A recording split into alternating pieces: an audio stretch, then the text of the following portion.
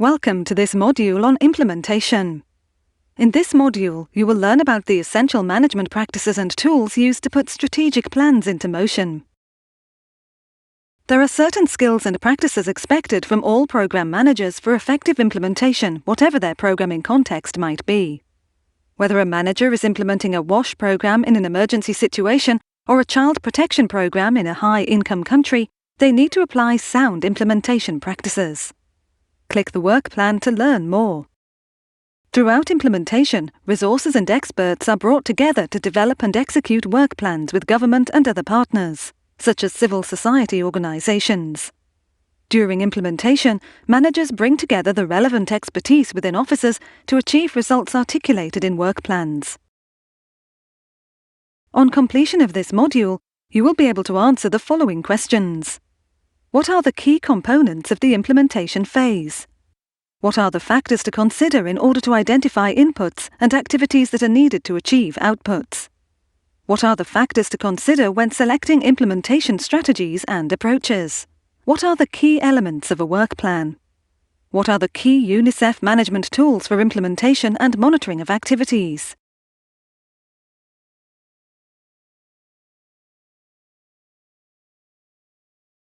Lesson 1. Introduction. The implementation phase is when the strategic plans are translated into action. A strategic plan was developed by the education team with the government and other partners in Tasmania to improve primary school learning achievement. It is now time to implement this plan.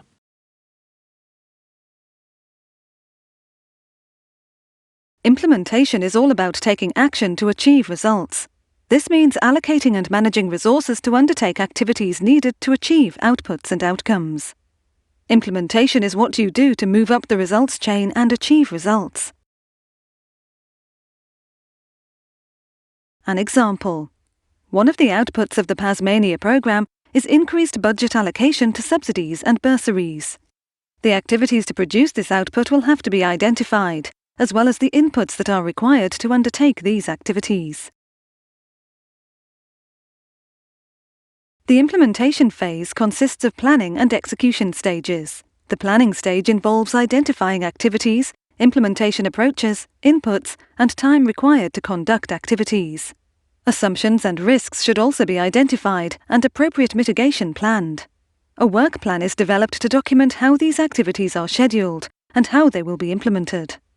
The execution stage involves carrying out activities, as defined in the work plan, by applying sound management practices and techniques. A key component of execution is monitoring whether implementation is taking place as planned and making adjustments as required. Throughout the execution stage, managers should continuously identify, assess, and mitigate risks. Implementation planning and execution are iterative processes. That means they are subject to constant review and adaptation. The work plan should be considered a living document. Effective implementation cannot be achieved through the application of a one-size-fits-all recipe. A good manager must regularly reassess the context and apply specific techniques and tools to adapt to evolving factors. Emergency situations, in particular, require important adaptations and flexibility. UNICEF is collaborating with the Department of Quality Assurance of the Ministry of Education, the National Teachers' Council, and other development partners to develop and implement work plans. When do you think that each action should take place, in planning or execution phases of implementation? Drag each example to the correct phase.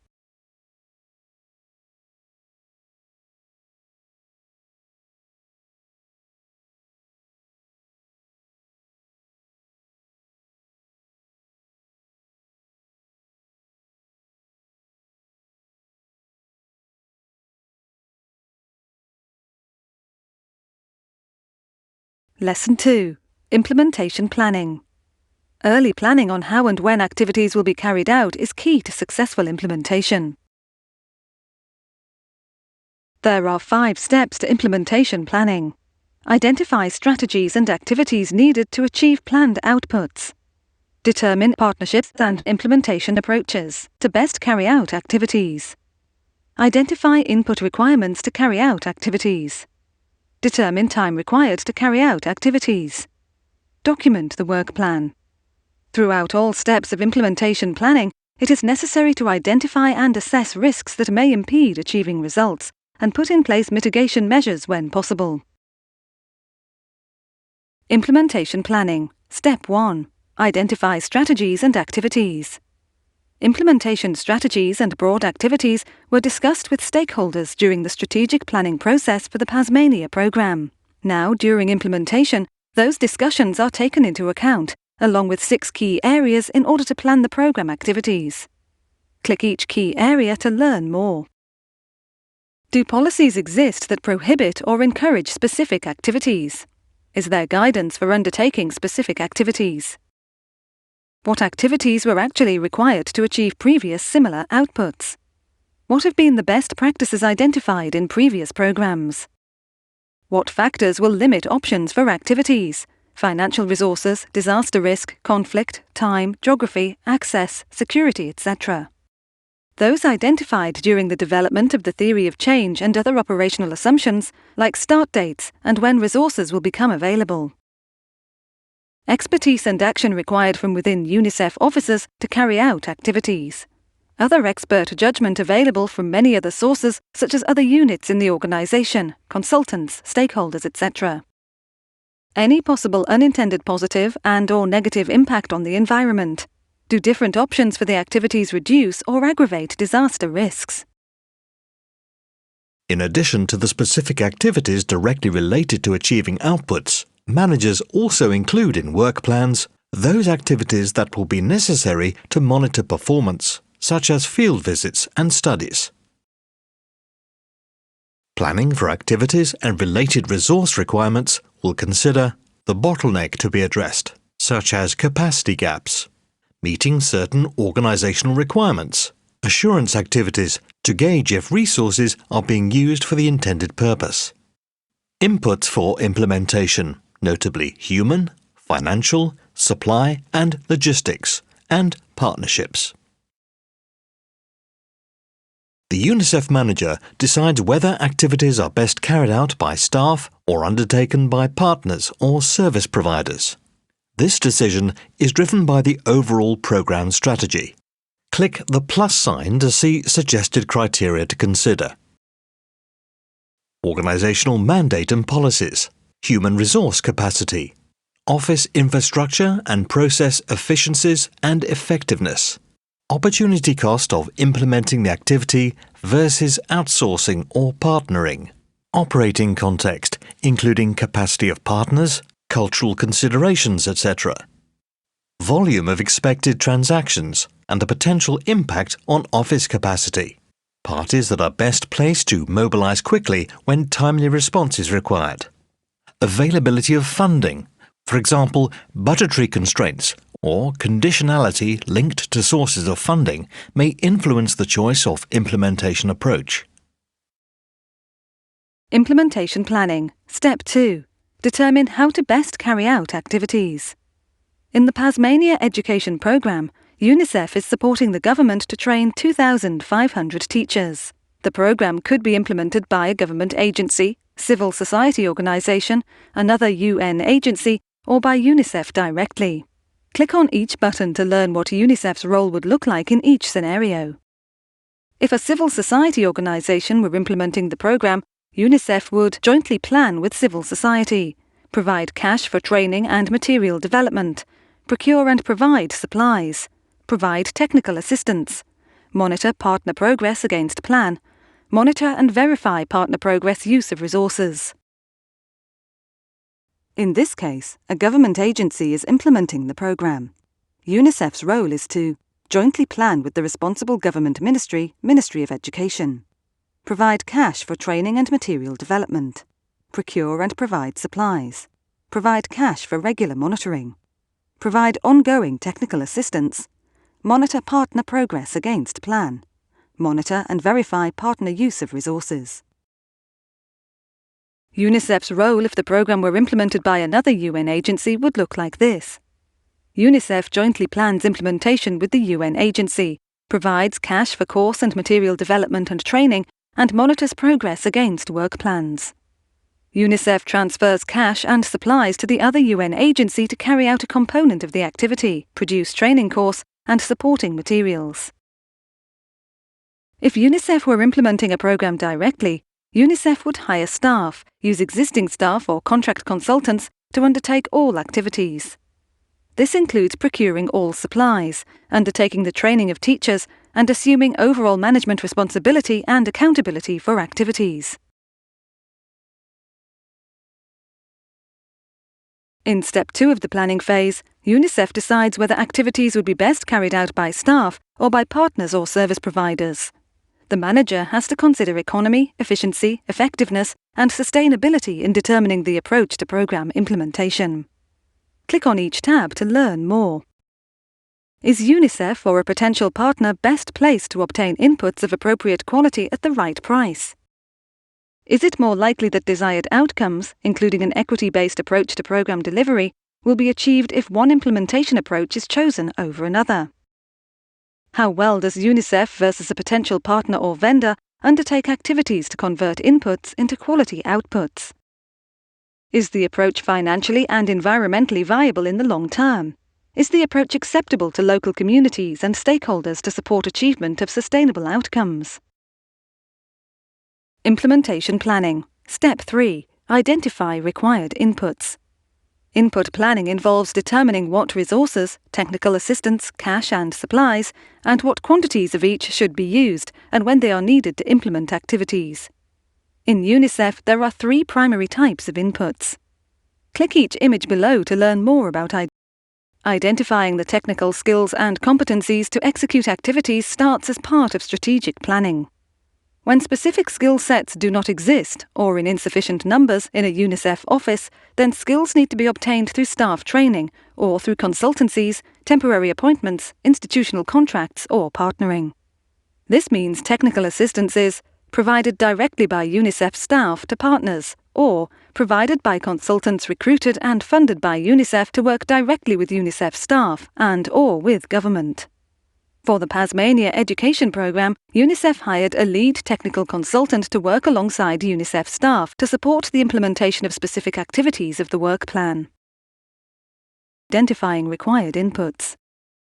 Supplies are transferred to implementing partners to carry out activities, purchased for or on behalf of governments, utilised internally by UNICEF officers. Supply planning draws from approved work plans. UNICEF coordinates with partners in the Tasmania Education Programme to clarify the supply inputs needed and define how much, when, who and where to run the operations related to procurement and logistics. The cash requirement of an intervention is an estimate of all costs required to implement the planned activities. Cash is transferred to implementing partners to carry out activities. Cash is also used by UNICEF officers to directly carry out activities. In the Tasmania Education Programme, UNICEF transfers cash resources to implementing partners to carry out activities. Implementation planning. Step 4. Activity duration estimation. Activity duration estimation involves developing a schedule with the information on program activities and inputs. It requires consideration of all activities required to complete the intervention, the time each activity will take to complete, the dependencies between the activities, logical endpoints such as milestones or deliverable items. There are many different tools used to understand time requirements and schedule team members accordingly. Click on the buttons below to view examples of commonly used scheduling tools. A Gantt chart is probably the most widely used way to show a project schedule. It can easily be created using Word or Excel. A milestone schedule is sometimes used for an audience that does not need all the details of tasks. It can easily be created using Word or Excel. When interdependencies between activities are more complex, activity diagrams can also assist in sequencing. Activity diagrams can be created using Word, PPT, Visio, or other software. However, it can also be helpful just to mark it out on a whiteboard to increase the team's understanding of linkages. Identify the factors in the Tasmania Education Programme that are key considerations in creating an accurate and realistic schedule. Select all that apply, then click Submit.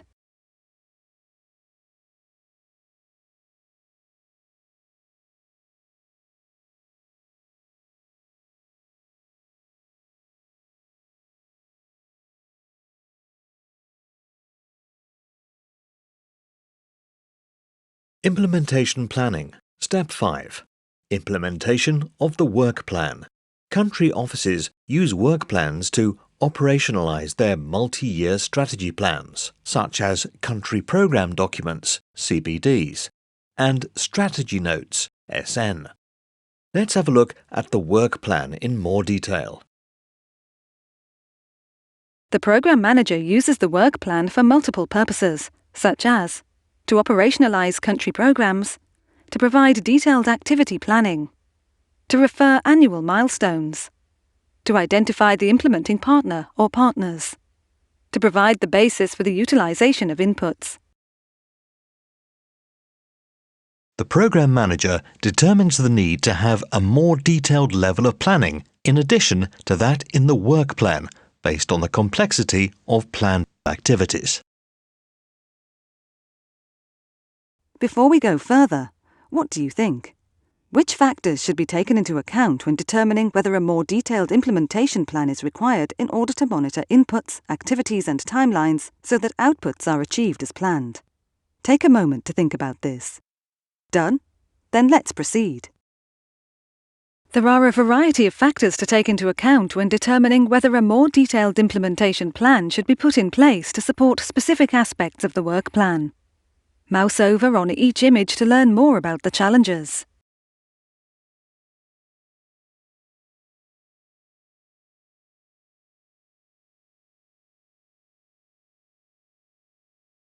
The level of detail, planning horizon, length of plan, and other information contained in detailed implementation plans are at the discretion of the Programme Manager, who weighs the benefits against the costs and time required for such detailed planning.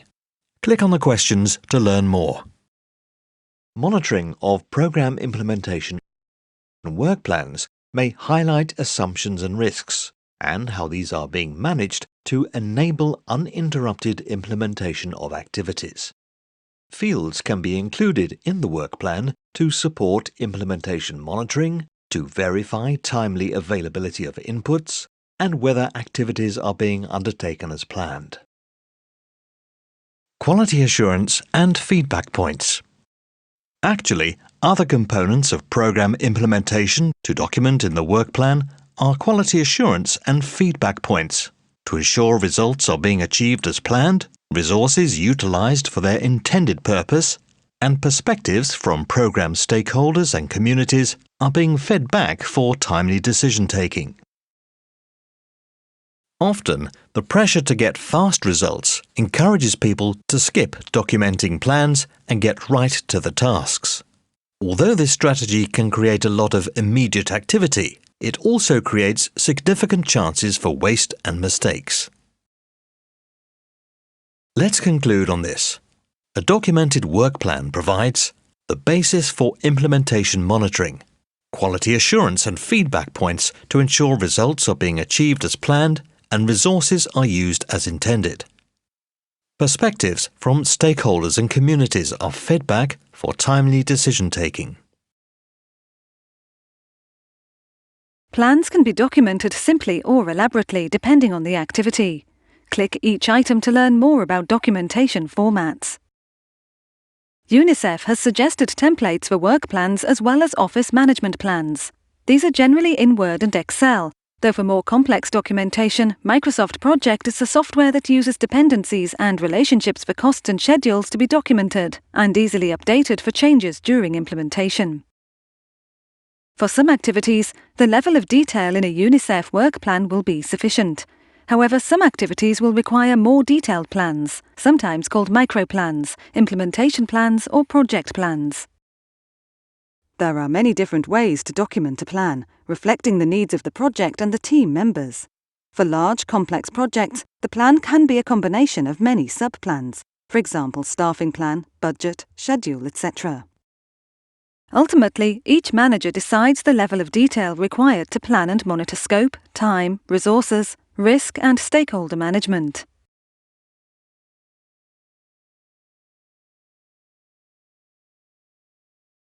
Lesson 3. Execution of work plans.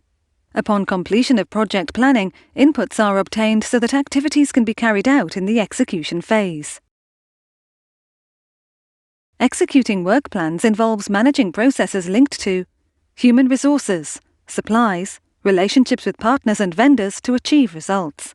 It also includes monitoring financial performance, implementation of activities, compliance with grant agreements, relationships with stakeholders. We will go over each of these inputs in this lesson. At this stage in the Pasmania education program, managers review staff requirements and analyse proposed staff skill sets that were developed as part of strategic planning. They determine if any gaps within office skill sets need to be addressed. Open the button for the basics before you learn more about the details on the right.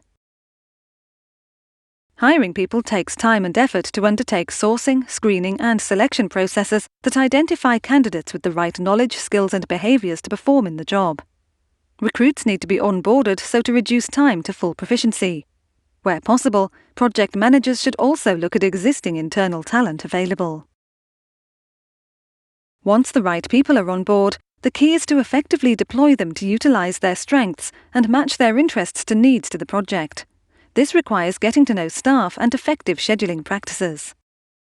The performance goals of individual team members need to be discussed, documented and aligned with the overall requirements and results of the project and programme.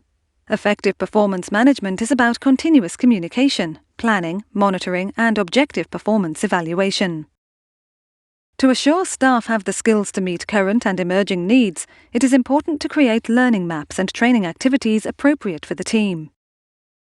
The review reveals that a temporary appointment of a consultant to provide technical assistance in curriculum development would be necessary. In making decisions on required office skill sets to implement programs, results managers take into account expertise and skill sets that can be leveraged by putting in place partnerships, such as partnering with civil society organisations. To address gaps within office skill sets, the results manager takes into consideration whether there is a long-term or more temporary resource required. Generally, temporary resource needs are addressed by engaging consultants and individual contractors. Long-term resource needs are addressed by recruiting staff. These decisions are also influenced by funding availability and timelines to put different types of resources in place. Whether temporary or longer-term resources are required, the time and effort required of managers to recruit and manage these human resources needs to be considered, such as recruitment and onboarding, assigning tasks and supervision, performance management, learning and training. Managing supply inputs means ensuring that supplies are of good quality, supplies arrive in a timely manner, value for money is obtained, including leveraging centrally negotiated purchasing, reducing costs, stockouts and wastage. Click the button to reveal how supplies were managed in the primary school retention programme. Supply management in Pasmania. Supplies are needed for the teaching training activities of the Pasmania programme. The education officer consulted the supply officer early in programme planning and discussed the types of supplies needed, time and place required, and whether further input was required from experts on the exact supply specifications. It was decided that the Pasmania office would purchase the supplies themselves, instead of transferring cash to the government to purchase the supplies. The supply and education officers then worked together to further ensure that the correct supplies were available when and where needed for the teachers' training. Managing the financial performance of a program involves obtaining funding and using those funds appropriately.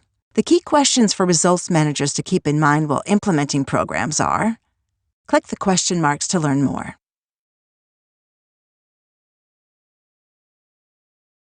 Often plans are based on assumptions related to fund availability. Managers review whether funding is being made available as planned in order to determine whether an increase in fundraising efforts is required and/or adjustments to project plans for purposes of affordability until funding becomes available. As managers, we need to keep track of the approximate cash required per quarter, such as expected size of cash transfer to implementing partners, payment of local vendors, and so on. This information ensures that adequate cash is maintained in local bank accounts to enable timely payment of vendors and transfers to partners in order to avoid implementation delay. Managing partners means that we need to put into place partnership agreements and oversee the implementation of the programme carried out by the partners. We have to consider if partners need training or orientation to work with UNICEF and make sure that gets addressed. Then we make sure that we support the intervention technically with inputs like cash and supplies transferred and used as intended. Types of implementing partners are: partnership agreements define who will do what, the activities that will be undertaken and contributions of each partner. The type of agreement used is dependent on the type of partner. Click on the icons of the implementing partners to learn more. The activities, timelines and resources transferred to a government partner is outlined in the work plan and any other detailed planning documents that may have been put in place. Programme cooperation agreements are put in place for the country programme cycle, which is the legal framework supporting the relationship. Programme documents are then used to specify the details of the partnership, including contributions of both partners. Small-scale funding agreements can also be used for shorter, less expensive interventions. Another UN agency may serve as implementing partner to UNICEF, where the UN agency has technical expertise that is critical to the successful implementation of activities, such as WFP or UNHCR in a particular emergency situation. In such instances, a national agency with the capability to undertake necessary action may not be present. Managing vendors. Managing third-party service vendors and consultants is essentially managing the relationship between UNICEF and the third party as agreed to in a contract. Click the button to reveal how our case study example managed third-party vendors. Managing vendors in Tasmania. Often, programme supplies and technical expertise are needed to support programme implementation with partners. Vendors are required to obtain programme supplies, goods, and technical expertise, services. In order to obtain goods, contracts with vendors are entered into. Large-scale procurement of goods are often supported by specialists in supply functions. Services can be obtained from different types of vendors. Individuals via a consultancy or individual contract, organisations via institutional contracts. It is common in all programmes for UNICEF officers to bring in technical experts. It is important for programme managers to understand the differences in obtaining services using these two different approaches. Each approach has different internal procedural requirements, which often requires starting selection processes much earlier than when the technical expertise is actually needed. Funding for programme implementation is obtained most often from funding agreements with partners. Ensuring compliance with funding agreements is key to sustaining trust and credibility with partners, donors. Click the button to reveal how our case study example managed. The funding for the education programme in Tasmania is supported by 3 donor agreements.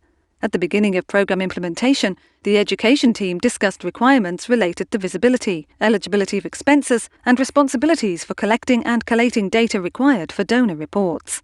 These requirements were factored into all aspects of implementation, including partnership agreements.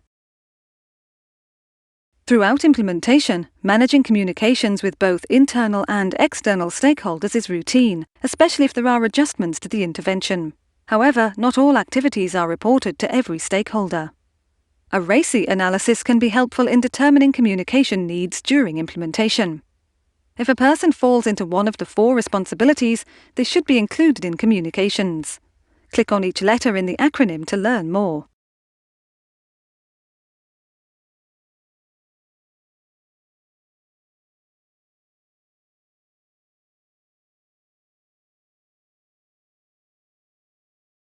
Within the Tasmania Education Programme to improve retention and learning achievement, to whom would you need to communicate a decrease in the level of funding for the intervention?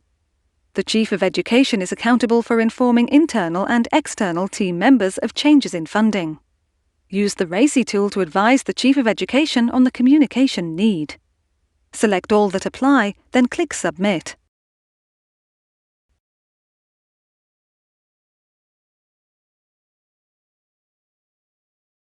Measuring the results achieved in a programme is important, but so is monitoring how the programme is being implemented. This information can build an understanding of why certain results are not being attained. Click each area of monitoring to learn more. Implementation monitoring tracks the use of inputs and resources and the progress of activities. It examines how efficiently the activities are delivered and if the resources planned are sufficient. By undertaking a regular review of actual progress versus the plan, you can assess the status of implementation and whether adjustments are required. Corrective adjustments are documented by updating the plan. This includes updates to assumptions used to develop the plan when those assumptions change. Keeping the plan updated to reflect lessons learned and experience is important for purposes of continuous learning and being evaluation ready. Monitoring the Tasmania education program to improve retention and learning included monitoring the implementation of teacher training interventions. The education officer tracked whether trainers and training supplies arrived as planned, at the right place and at the right time. The education officer sat in on training sessions to review whether the sessions were undertaken and trainees arrived as planned. While monitoring implementation, the education officer also took into account monitoring results as explained in the monitoring module. Planning and execution form the basis of the implementation phase of RBM. Planning involves identifying activities required to deliver outputs identified in strategic planning, while during execution, financial and human resources are obtained and managed to support the intended results. At this point, you should now be able to describe the key steps in implementation, identify enabling factors for effective implementation, identify considerations in selecting appropriate implementation approaches, identify key UNICEF management tools for implementation and monitoring, list the factors involved in identifying inputs and estimates for time requirements.